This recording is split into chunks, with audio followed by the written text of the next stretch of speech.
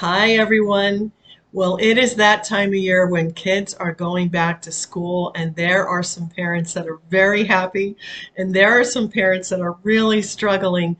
And I know because I really struggled. So, today we're going to talk about the empty nest syndrome, and we're going to focus on the don't do list for the empty nest syndrome and how to make it a little bit better and a little bit easier. Welcome to Love Your Midlife. I'm so glad you're here. If you are a subscriber, thank you, thank you, thank you for coming back. And if you're new to the channel, I love the fact that you're here. I hope you will subscribe below, comment below. I have some freebies below. You might like those. And I also have a podcast, Your Dreamy Midlife podcast, if you're in the car and you want to get some inspiration or motivation. Welcome to Your Dreamy Midlife podcast. I'm so glad that you're here today. It's that time of year. Our children are going back to school. And so we're going to talk about the empty nest syndrome, except we're going to talk about the don't do list. What are the things that we don't want to do if we are right smack in the middle of the empty nest syndrome? So what is the don't do list? What is that? That sounds very interesting. Well, I'll tell you, there's a lot of things that we do want to do. And there is another video and another podcast about the empty nest syndrome. But being a experienced empty nest mom, let's see, how does that work? Well, I have six children, and my baby, my last one, Sam, just went off to college. And so I might be ahead of some of you. Some of you might be way ahead of me. But I wanted to share some of the things that I thought were really important not to do, not to practice, maybe some not very good habits to keep while we are dealing with our empty nest. So my son is a junior this year, and I can tell you it does get a lot easier. His freshman year, I bawled. I cried.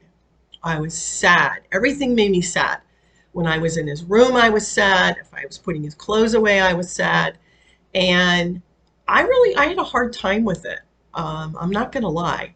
There are some things that you don't have to do that might make it easier. And also, you might want to pay attention to what's triggering you. It is a grief process of letting go of a child that you've had in your house, you've been raising, either with your partner, by yourself. Sometimes single moms even have a worse time with it because you really become buddies, you really become partners a lot of times. So if you're a single mom, I get that. It's very, very natural to have grief and sadness and to know that you're going to have to overcome that and work through it. It takes time. So let's talk about today some of the don't do things that we want to do. Some of the things that could make it worse, some of the things that could actually push our child away.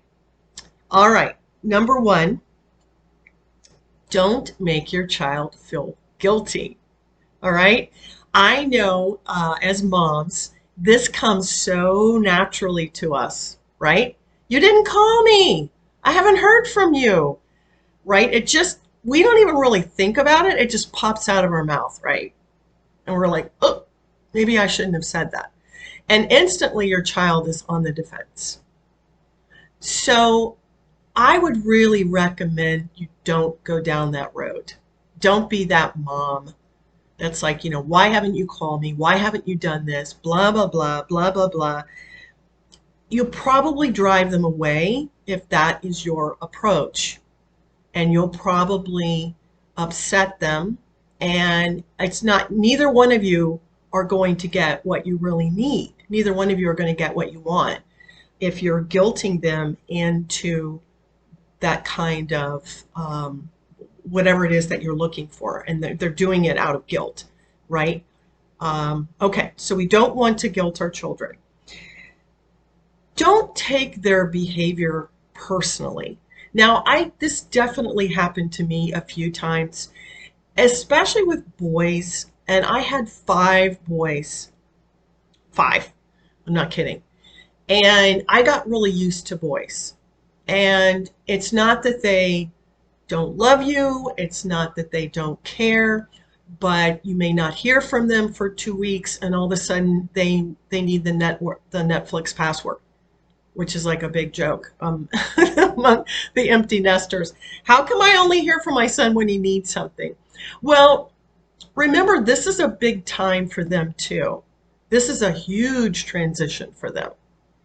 And they're trying to figure out their life, and they're trying to figure out how to love you and need you and want you in their life. And they're also trying to figure out how to be independent. And there are times when they just need something or they just want something. And they don't really get into tons and tons of thoughts about, wow, I haven't called them in 2 weeks. Or some children are great about it. They're super sensitive. And then there are other children that are just like, hey, I need $100. And you're like, wow, thanks a lot.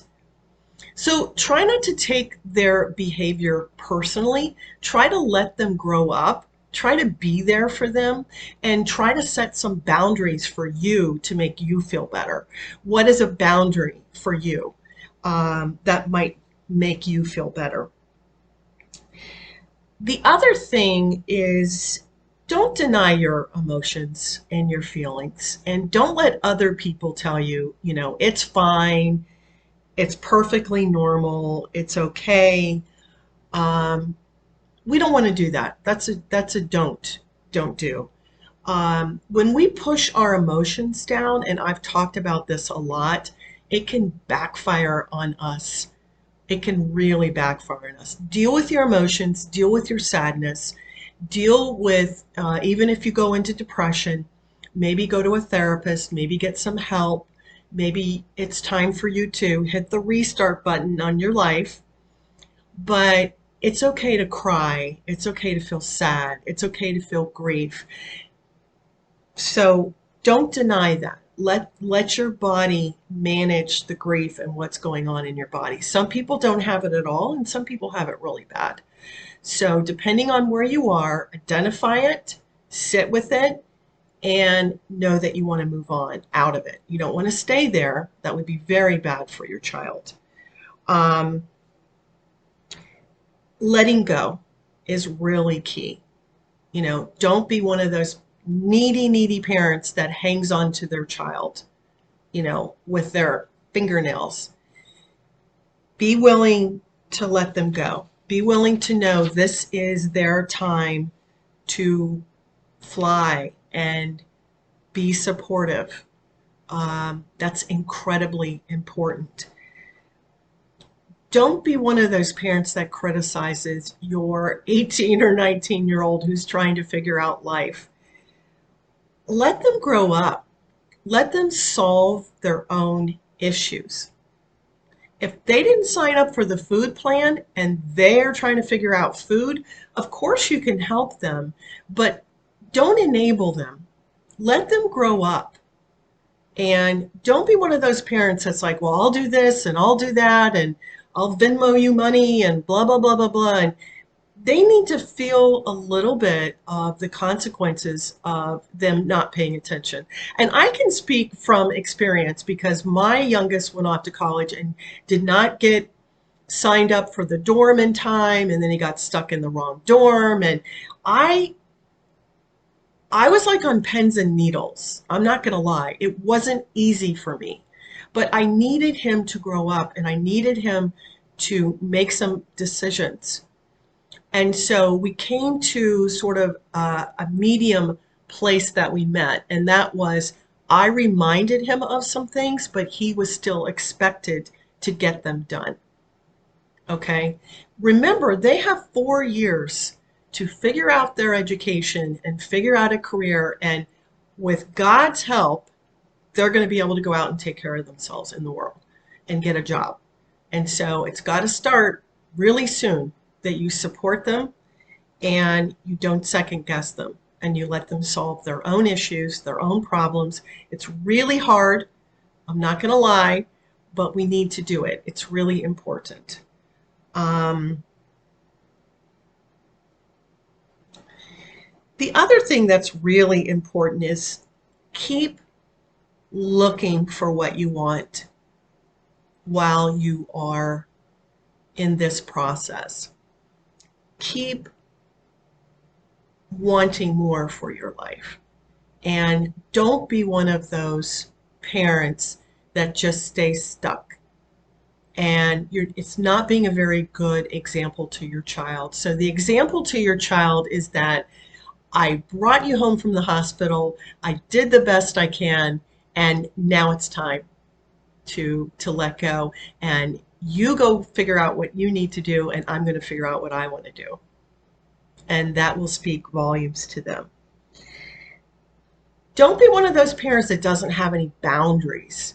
That doesn't feel good either for us.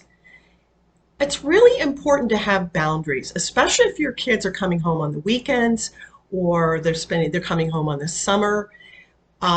Things change when they go off to college, right? You've changed and they've changed. So it's okay to have some rules. I definitely had rules that my children had to keep up with. And I definitely had boundaries that were important to me. You weren't allowed to just show up on my doorstep. That was one. Communicate with me and let me know what's going on. You weren't allowed to just show up at my house with 5 friends. I considered that to be disrespectful. Maybe you don't care. That's fine.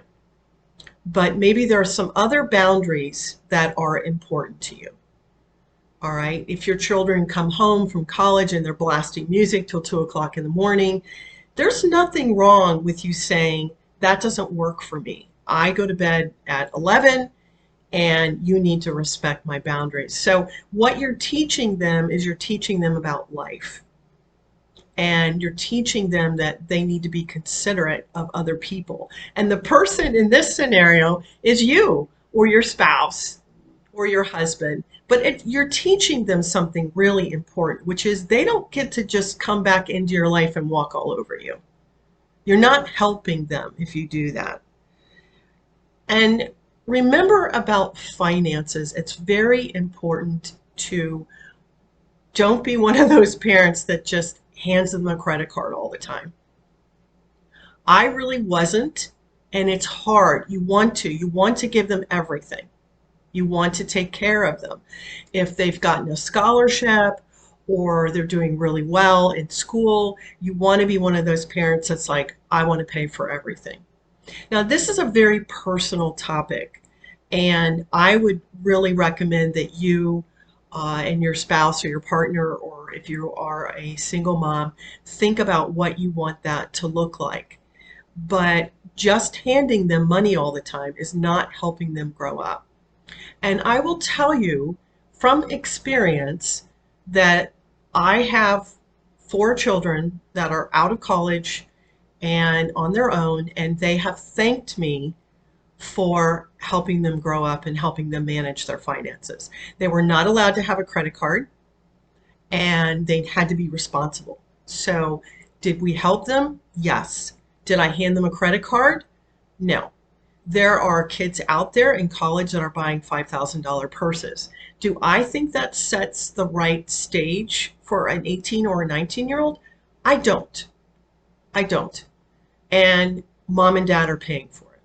If that's your love gift to your child, that's between you and them. But I would just give a little warning shot that be very careful about handing them credit cards, letting them buy whatever they want. The average child leaves college $10,000 in debt in credit cards. Okay, just credit cards, not school debt. So this is a great time for them to know if you don't have the money, you probably can't buy it. And there's nothing wrong with that. So all my children graduated, they got really good jobs, they did internships during the summer, they got good jobs, and they were financially on their own. So that's really up to you and how you want to set the stage for that. But money is part of what they need to learn about and be responsible about. The other little tip I have, and you can do whatever you want to do with your family, but my husband and I always thought that it was a good idea that the kids came back only for 2 or 3 months. Now, a lot of kids live at home now. I get that. A lot of parents are taking care of their kids and they're even into their 30s. And if that's what you've chosen to do for your family, I wasn't comfortable with that. What I was comfortable with is how can I help you take care of you? How can I help you grow up and be the best version of you? And so all through college, in and out of different jobs, my oldest is 40. We always kind of had an unspoken rule that you could come back for 2 or 3 months, but you needed to get your feet on the ground. I had one son that came back and stayed with us for a year because he was trying to buy a house. So that's a little bit different for me. If you have a big, huge financial goal, I think that's super cool. And that's up to you. I know a lot of kids come back and live with their parents, and that's all your um, whatever's right for your family. But just know that if you live in an expensive area, which I do, a lot of the kids they're going to really struggle. And so what do you want? You can think about that now. What's important to you? What do you want? How do you want that to look like?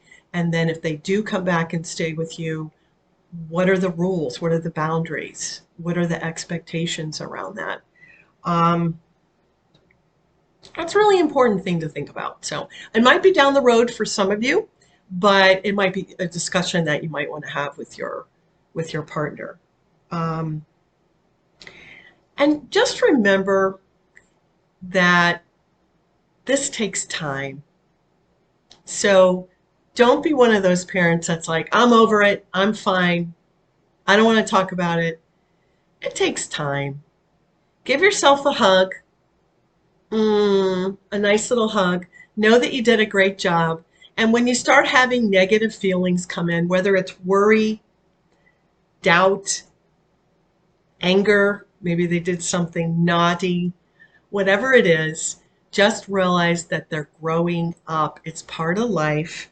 And you don't have to be part of those negative thoughts. You know, I talk about that a lot. So let it go. Be ready to move on and don't stay in that negative thought process. And for a lot of us, it's worry, worry, worry, worry. They're going to do what they're going to do, and they need to fly a little bit and figure their life out. So worrying is not going to help them. It's not going to help you. So reel in some of your negative emotions and don't let them get you carried away and make things even worse, because you've done a great job. You've raised an amazing person in this world. So, and they are going to continue to look at you as an example. Don't forget that. So anyway, I hope that you found a few things on the don't list that maybe you're like, oh, I don't think I want to do that. And I hope your experience is the best it can be, because I know it's hard to be an empty nester and I know it's hard to let go of them. But letting go is also keeping them in your life. Remember that. If you don't let go, chances are you may not keep them in your life. So you want the best possible scenario of them growing up and loving you and being in your life and being in your world and feeling extremely supported by you. All right, hang in there, empty nester. It will get better. And I will talk to you soon. Bye, loves.